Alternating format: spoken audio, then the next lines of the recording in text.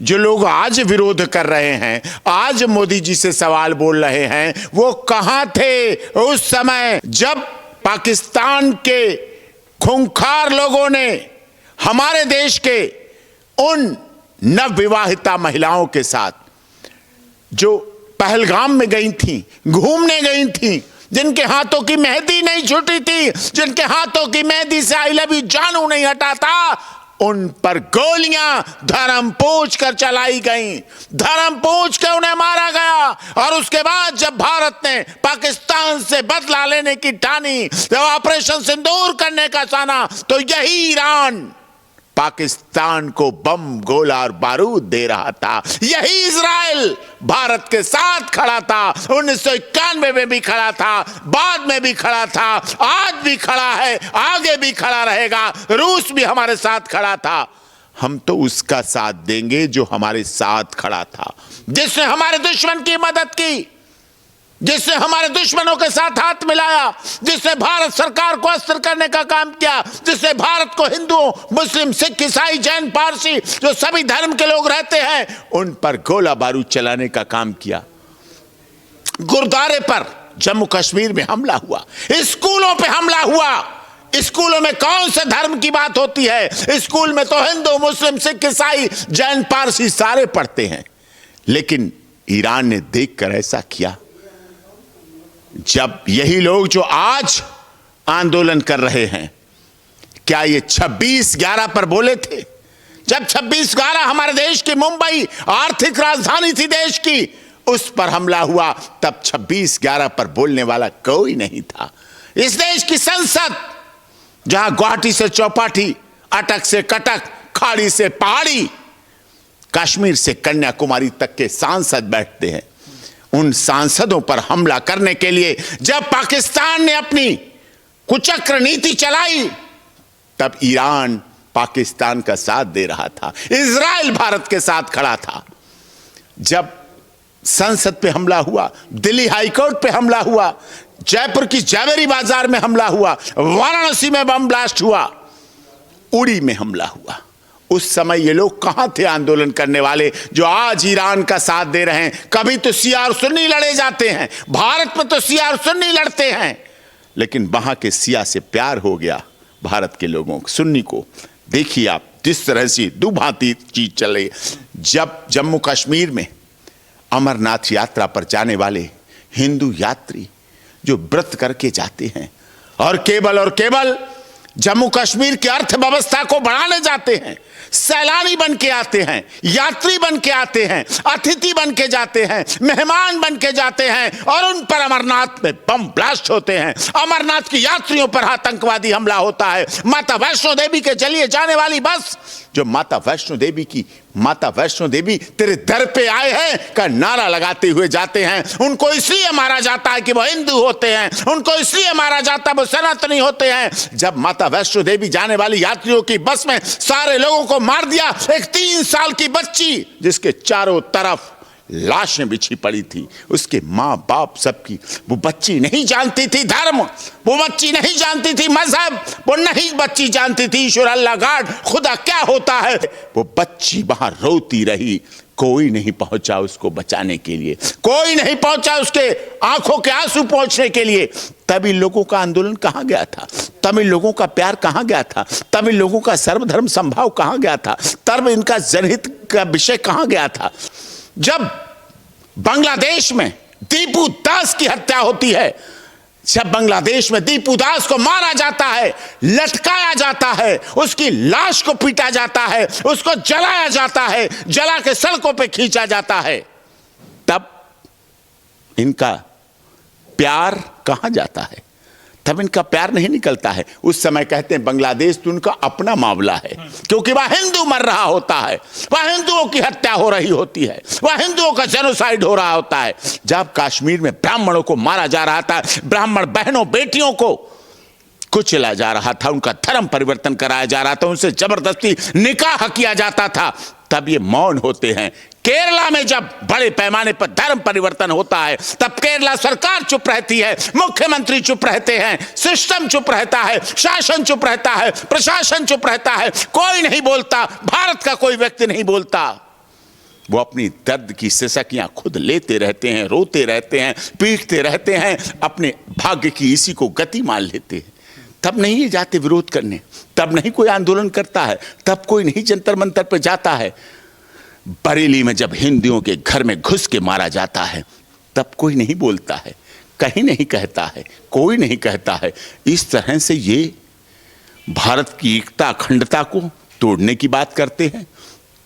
ये कभी नहीं कहेंगे डॉक्टर एपीजे कलाम अच्छे थे, ये कभी नहीं कहेंगे डॉक्टर एम हिदायतुल्लाह अच्छे थे, ये कभी नहीं कहेंगे जाकिर हुसैन अच्छे थे, ये कभी नहीं कहेंगे रजिया सुल्ताना अच्छी थी, ये कभी नहीं कहेंगे शहीद अशफाक उल्लाह अच्छे थे। ये कहेंगे एक आतंकवादी को मारोगे, घर घर से आतंकवादी निकलेंगे। ये बोला गया इस देश में। जवाहरलाल नेहरू विश्वविद्यालय, जो इस देश के प्रधानमंत्री के नाम पर बना विश्वविद्यालय है, उस विश्वविद्यालय में इस देश के वर्तमान प्रधानमंत्री, संवैधानिक पद पर बैठे हुए प्रधानमंत्री और गृह मंत्री की कब्र खोदने की बात बोली गई। तब कोई जंतर मंतर पर नहीं आया विरोध करने के लिए, कोई राजनीतिक पार्टी नहीं आई, कोई आम आदमी पार्टी नहीं आई, कोई कांग्रेस पार्टी नहीं आई, कोई विपक्षी नहीं आए। ये प्रधानमंत्री की कब्र खोदने में भी पक्ष और विपक्ष देखते हैं। गृह मंत्री जो सबका होता है, उसके लिए भी पक्ष और विपक्ष को देखते हैं। जब पहलगाम का जवाब भारत ने दिया था ऑपरेशन सिंदूर में, जब हमारे उस ऑपरेशन सिंदूर को हमारे देश की बेटी, एक सैन्य अधिकारी सोफिया कुरैशी, अकेले सोफिया कुरैशी उस युद्ध को संचालित कर रही थी और ईरान पाकिस्तान का साथ दे रहा था। ईरान पाकिस्तान के लिए बम, गोला बारूद और मिसाइल भेज रहा था। तब इन विपक्ष के लोगों ने नहीं पूछा, तब तो खमेनी जिंदा थे, तो खमेनी जिंदा थे। तब किसी कांग्रेस ने, किसी भी पार्टी ने खमेनी से पूछा कि तुम हमें मारने के लिए बम दे रहे हो, तुम भारत को नष्ट करने के लिए गोला दे रहे हो, तुम पाकिस्तान को आर्थिक लाभ दे रहे हो भारत को बर्बाद करने के लिए।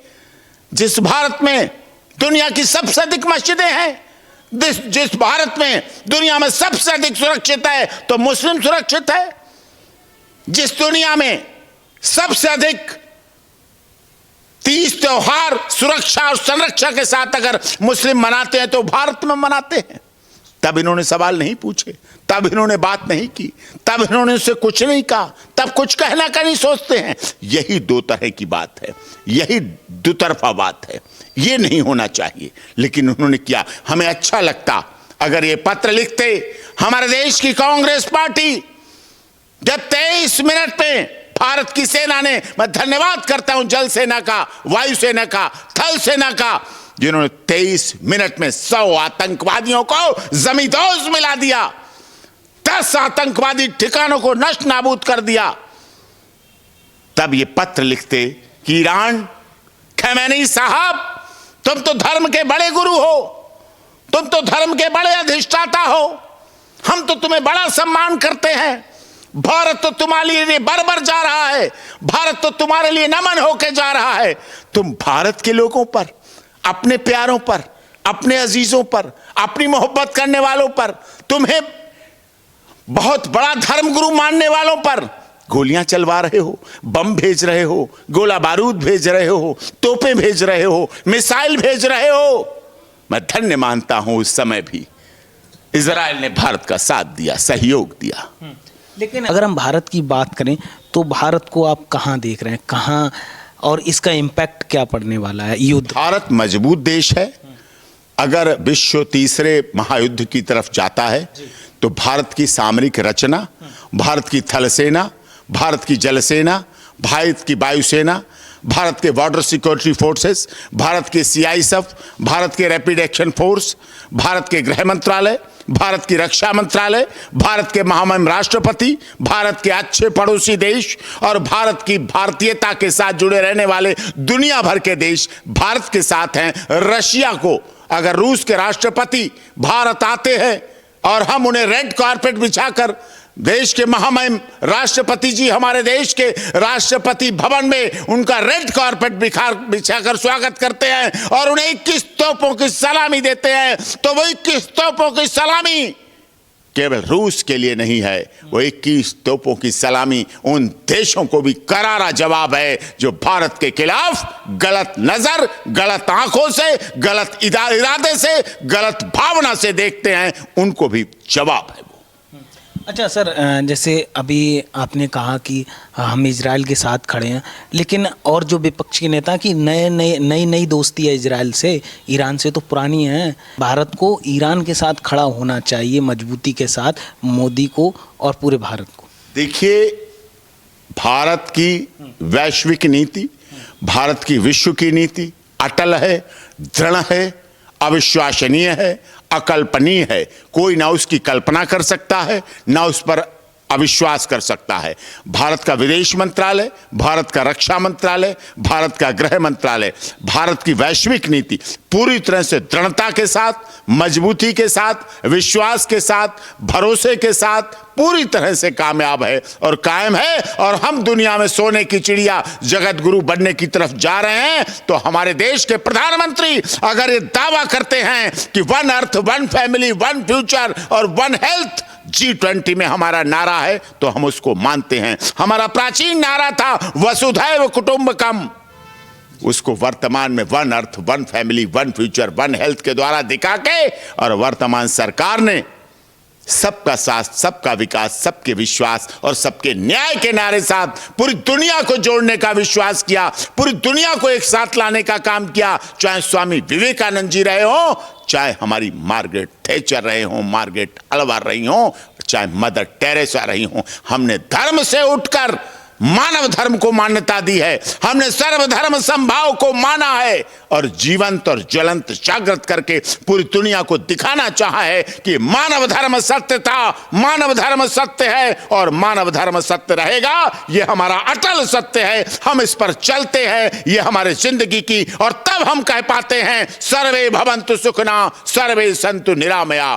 तब हम कह पाते हैं विश्व का कल्याण हो, प्राणियों में सद्भावना हो, धर्म की जीत हो, अधर्म का नाश हो, सत्य की जीत हो। सत्य परमो धर्म है, यतो धर्मस्ततो जय। जहां धर्म है वहां जीत है। लेकिन हम इसके साथ ये भी कहते हैं कि यदा यदा हि धर्मस्य ग्लानिर्भवति भारत अभ्युत्थानम धर्मस्य तदात्मानं सृजाम्यहम् परित्राणाय साधूनां विनाशाय चतुष्कृतं संभवामि युगे युगे। जब जब हमारे ऊपर कोई ऐसी आक्रमणकारी आतताई आएगा, तब तब नरेंद्र मोदी जैसे देश के शासनकार चलाने वाले पैदा होंगे और उन लोगों को करारा जवाब देंगे।